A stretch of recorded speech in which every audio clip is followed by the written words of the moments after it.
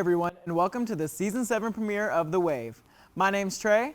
And I'm Danny. We're so excited to get today's episode started. But before we go any further, let's meet Aslin. My name is Jillian Mullen, but I perform under Aslin, and I'm from Portland, Oregon.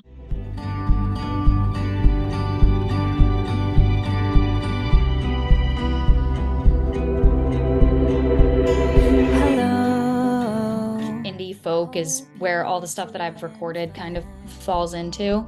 Although I'm interested into venturing into more rock and Americana as of recently. Most of my best songs just kind of fall out of me, I feel like. I'm just like in the zone and they all pop out in like 15 minutes and I don't really know how. But generally, in order to like try and get that to happen, I try to just pick up my guitar once or, 2 times a day and just see if like anything speaks to me. And a lot of days, I'll only pick it up for 5 minutes and put it down. But there are some days where I don't even like realize that I need to write a song, and then it all just falls out when I'm basically trying to do nothing. I got to open for Phoebe Bridgers this past spring. That was crazy. I think they said it was like 2,000 to 3,000 people, and I've never had a crowd like that. I think word got out, and somebody started like chanting my name at one point. Yeah, I'm not totally sure what my long-term goals are yet, but short-term, I definitely would love to be like a support on a tour. That would be a big deal, and it would be really fun. I am so excited to see your performance in a little bit. Me too, but before we go any further, let's get you up to date on this week's music news. Folk music superstar Noah Kahan took to Instagram to announce his upcoming We'll All Be Here Forever tour. The tour is set to kick off next year on March 26th in Vancouver and wrap on July 19th in Boston. Noah will be making stops in many major cities, including Nashville, Houston, and New York, to name a few. The tour is named after his wildly successful third album, which includes a Post Malone remix to his popular song Dial Drunk. Go get your tickets now. Olivia Rodrigo has done it again. The 3-time Grammy Award winner announced the Guts World Tour, and she will be making a stop in Music City. Tickets were met with very high demand, and the entire tour sold out rapidly. The Good For You singer will also be performing in cities such as Atlanta, New York City, Chicago, and more. Rodrigo will be at Bridgestone Arena on March 9th, 2024 with special guest Chapel Road. Did you get your tickets? Music artists, listen up, because Live Nation has some good news. In the wake of artists and fans protesting added fees from concert venues, Live Nation, one of America's leading live production companies, announced a new program titled On the Road Again, named after the classic Willie Nelson song. The program aims to help touring artists offset the cost of going on tour. Select Live Nation venues will provide artists with a $1,500 stipend to help with costs of travel and other expenses. Participating venues will no longer charge artists to sell merchandise and will offer bonuses to artists who meet certain criteria. No end date of the program has been released yet. R&B superstar Usher has been announced to headline the 2024 Apple Music Super Bowl halftime show. 12 years ago, he was the special guest when the Black Eyed Peas took the NFL's biggest stage. Usher has also announced that his 9th studio album, Coming Home, will be released on Super Bowl Sunday. The 58th Super Bowl will be held in Las Vegas on February 11th, 2024. What songs are you hoping Usher performs? That's it for this week's music news. We'll be right back with Aslin after the break. All right, and we're back here with Aslin. Thank you so much for being here today. We are so happy to have you. Thank you for having me. Yeah, of course. So your real name is Jillian Mullen. What made you decide to use Aslin as your real name, as your stage name? Yeah, so, when my mom and my dad got married, my dad decided to take my mom's last name, which is Mullen. So that's where you get my name, Jillian Mullen, from. But when I started releasing music and I decided I wanted to release under not my legal name, I just decided to pick Aslin to represent my dad and have him, be a part of my naming, if it makes sense. Yeah, that's really cool actually, because I feel like you never really hear stories about when a couple is getting married. You never hear about the guy taking the girl's name. It's always the girl taking the guy's name. So Yeah. Well, they have a cool dynamic, I guess. Yeah. All the way back in the 80s. Wow. Yeah. That's really like surprising for the 80s too. Yeah, I love them. But so you're signed to Match Records at MTSU. What's that been like for you so far?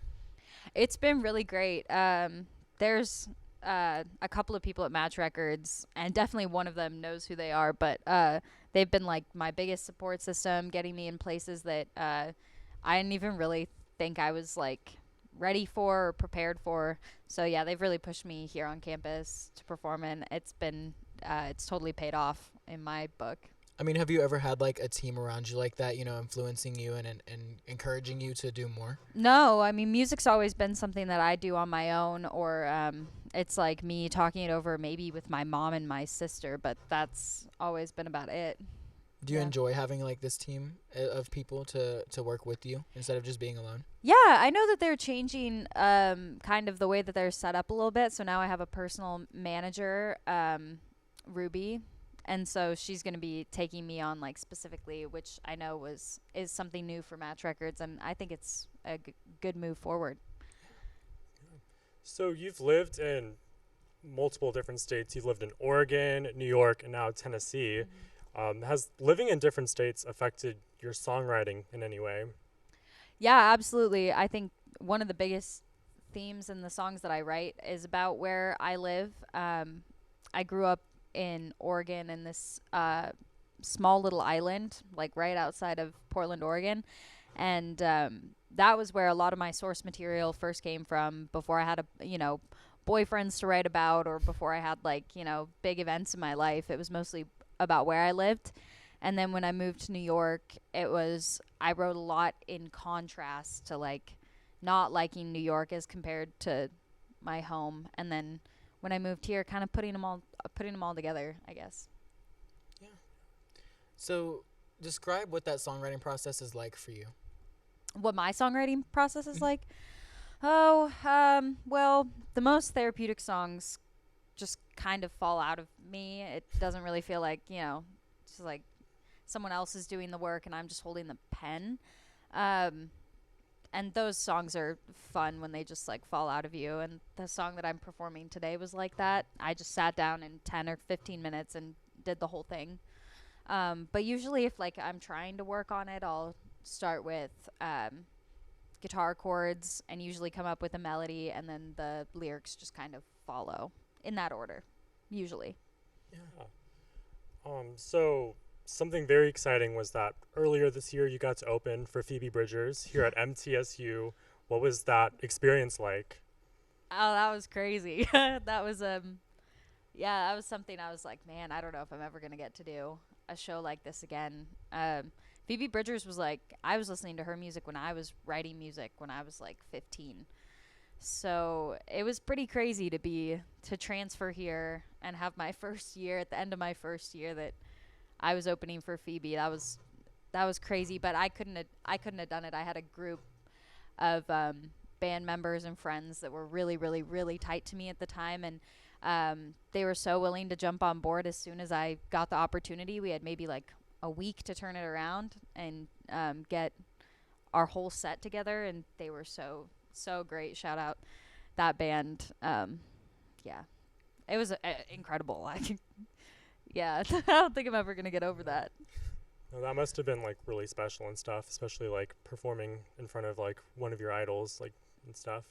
Yeah, I think at one point she said like shout out to Aslin, and that was crazy. I can't believe that. I saw that one of your cover arts for one of your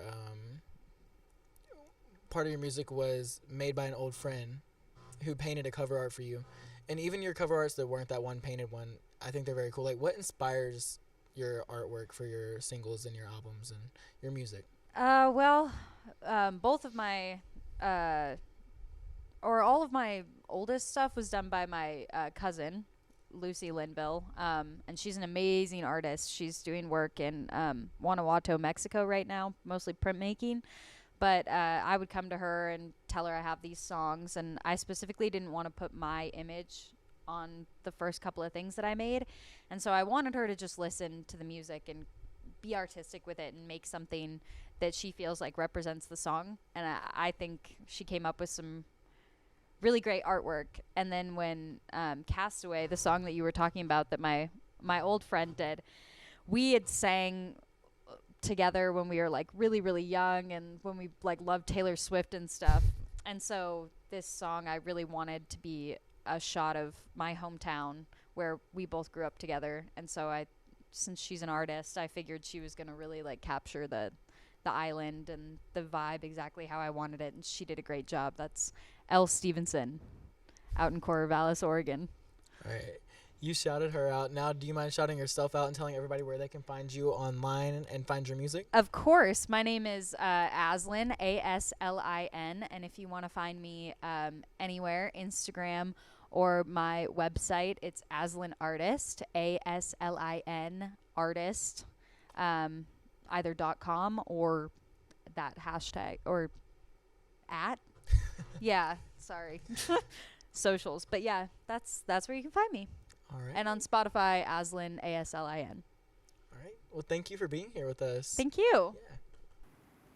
Thanks for watching the season premiere of The Wave. Make sure you tune in next week. As always, be sure to check out our Instagram every Wednesday for new episodes. To close out the show, Aslin.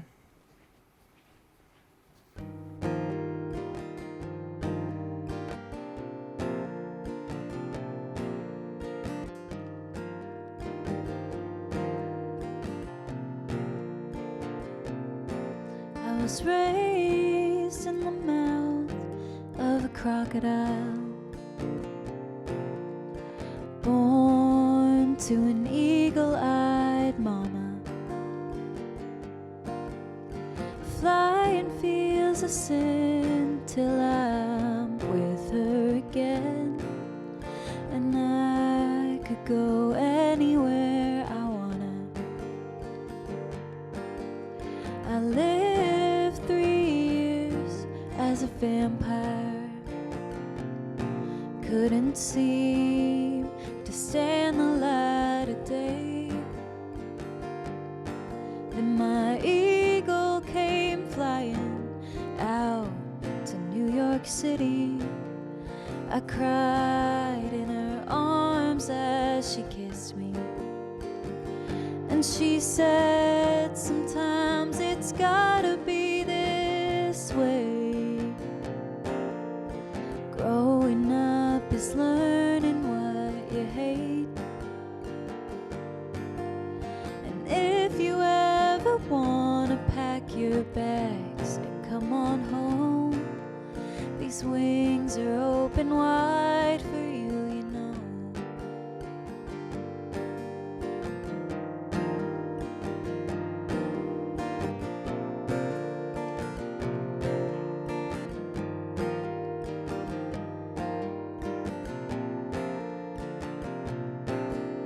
I'm living my life on a tightrope, over concerned with gravity. But something I feel is coming closer. My eagle's flying right beside me, and she says, sometimes it's gotta be this way. Don't look down, don't be afraid. And if you're ever on the verge about to lose it all, these wings are here to catch you if you fall. These wings are here to catch you if you fall.